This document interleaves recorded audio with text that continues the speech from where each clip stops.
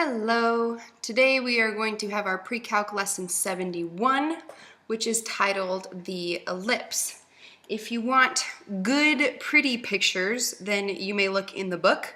But if you want mediocre, non-artistic pictures, then you can see my pictures here, which closely resembles an ellipse. An ellipse is kind of what we would call a flattened circle, meaning that if you were to take a circle and squish it down on the top and bottom, circle, squish, circle, ellipse, circle, ellipse. Okay? They relate ellipses more to the shape of a football, but it's not really a good comparison.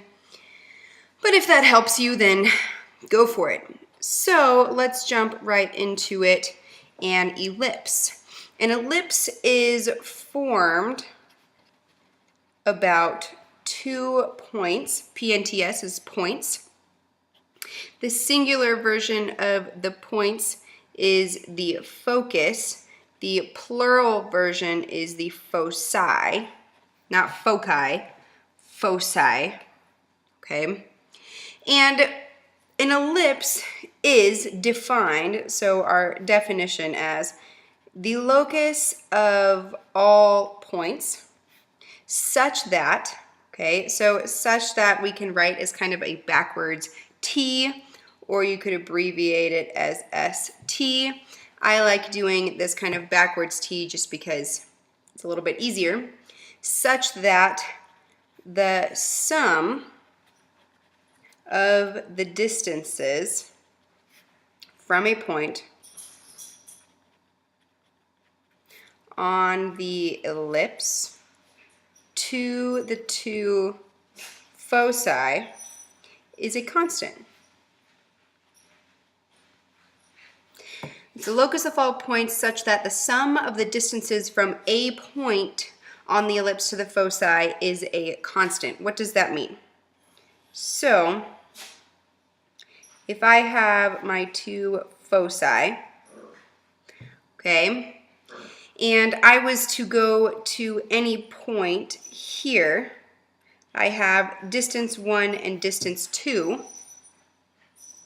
That's the same, right? D1 plus D2 is some constant, some number. It's the same even if I was to go somewhere else. Over here, D1, D2. D1 plus D2 here is still the same constant. It's the same. Okay, so if you were to have your 2 foci and you were to attach a string from your 2 foci to your pen and go all the way around, the string distance would never change. Okay? That is the definition of an ellipse. Now, say we did want to change the shape. The shape can be changed. It can be changed by changing the distance between the foci. So one ellipse might be bigger or smaller than another if the foci are closer together or further apart. And essentially what this would do is change the length of our string, right? Making it kind of a fatter ellipse. Okay? Now, in our ellipse, we have 2 axes. Okay? We have our major axis. Our major axis passes through the foci. Okay, so if here was my ellipse, here are my 2 foci, that is my major axis. It can be vertical, horizontal, or inclined. So this is horizontal. This would be vertical. And if I can draw it, this is inclined. I apologize if you can hear my puppy. And the major axis is the longer of the two axes. It's major, meaning it's bigger. The other is our minor axis, minor because it is smaller, and it's literally the shorter axis. So if I was to draw this ellipse, this, as we already said, is my major axis. This here is my minor axis. It creates kind of a T. Okay? So now let's get into the equation of our ellipse. If I had a graph, okay, this is my y, this is my x, and I drew a horizontal ellipse as such, we can see that my major axis is my x-axis, and my minor axis is the y. Makes it a little easy for us. Now I'm going to label this as one foci, this as the other, and I have this point out here that is the edge of my ellipse, right? And if I was to create this whole distance here, that whole distance I'm going to call as A. A is half of my major axis. Okay? Now, if this distance is A, this point here is A comma 0. Because A is my x distance from the origin out to here, and then it's 0 because we're on the x-axis, we have no y value. That also means that this distance here, that point there is negative A, 0. It's the same distance from my origin out to the edge of my ellipse because I already said that A was half of my major axis. Okay. Now I'm going to have a point here and I'm going to label this distance B. B is half of my minor axis, which means that this point here is 0B. 0 because we're on the y-axis, we have no x value, and B because it's my y distance, which means that this point here is 0, negative B. Now the standard form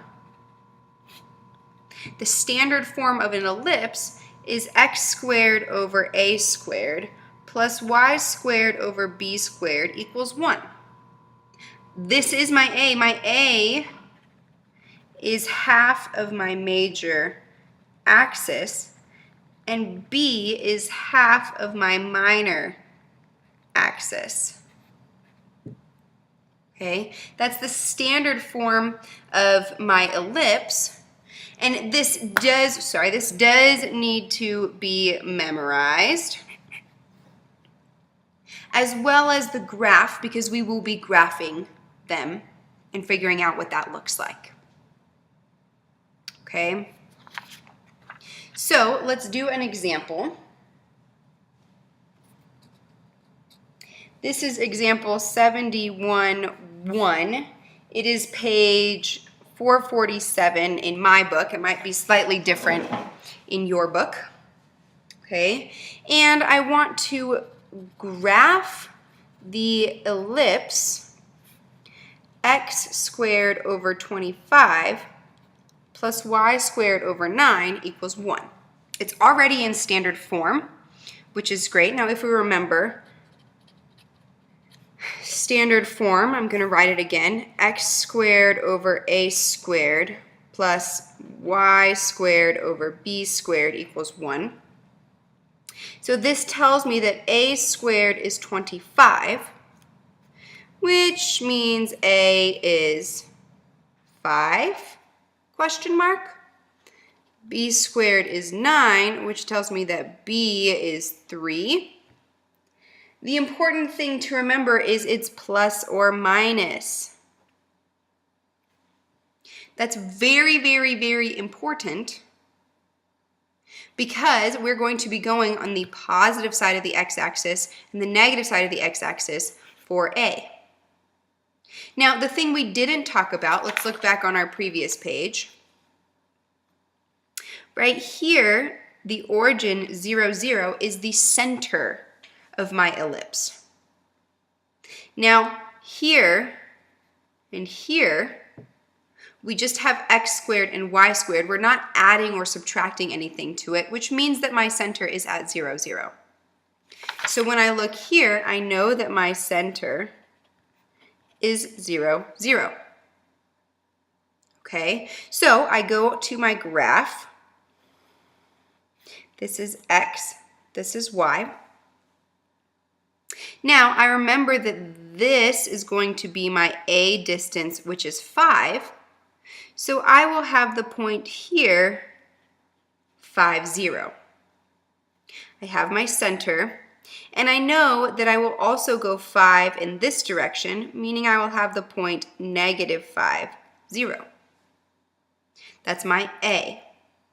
Now I look and go to my B, which we know is 3, which gives me the point 0, 3. And I go down in the negative direction, giving me 0, -3. Now I'm going to connect my dots as ellipsically, I'm going to make that a word, as I can. I know that it's not perfect.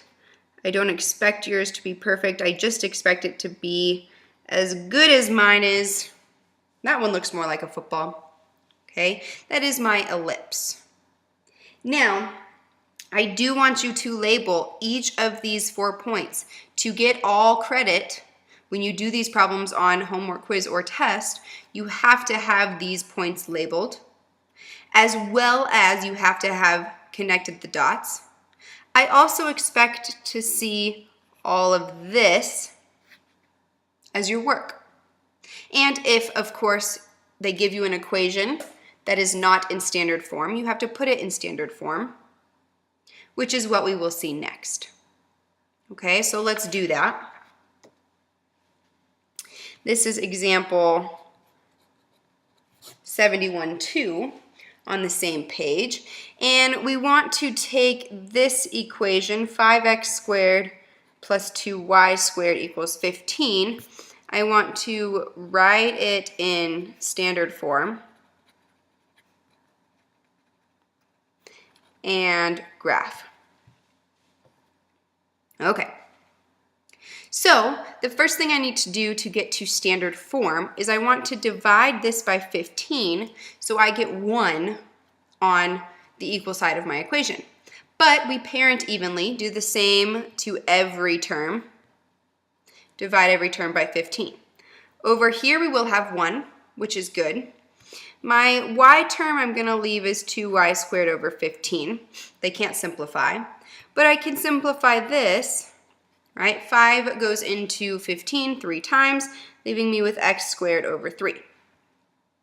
Automatically, this tells me that a squared is 3. So a is plus or minus the square root of 3. Okay. Now here, I need to rewrite this as a fraction. Well, 2 goes into 2 once, it goes into 15 7.5 times. Okay, so my standard form of my equation is going to be x squared over 3 plus y squared over 7.5 equals 1.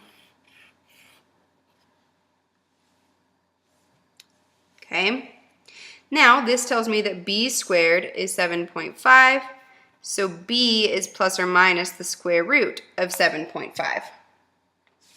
Okay, now it is okay with me if you want to make these into decimals. So the square root of 3 is approximately 1.73, and the square root of 7.5 is 2.74. I'm going to show you 2 ways you can do it in your graph. So let's go ahead and graph it. Okay, this is my x, this is my y, this is going to be my a. The first way I'm going to say is the square root of 3, So this point here is the square root of 3, 0. And my point over here is negative square root of 3, 0. Now, my b term is the square root of 7.5. So this point here is 0, the square root of 7.5. And we have the point down here, which is 0, negative square root of 7.5. And we draw our ellipse. Okay. The other way you could have done it, as I said, I'm okay if you do either. Okay. Instead of doing the square root of 3, you could do 1.730, negative 1.730. And instead of the square root of 7.5, you could do 2.74 and negative 2.74. Again, you need to have all 4 points labeled. Either one of these two would be acceptable. Okay? Either one is good. Now, I want you to try number 7 in your notes. Okay? And you can check your answer in the back, but we will be going over it in class. That is the end of lesson 71. We'll see you in class.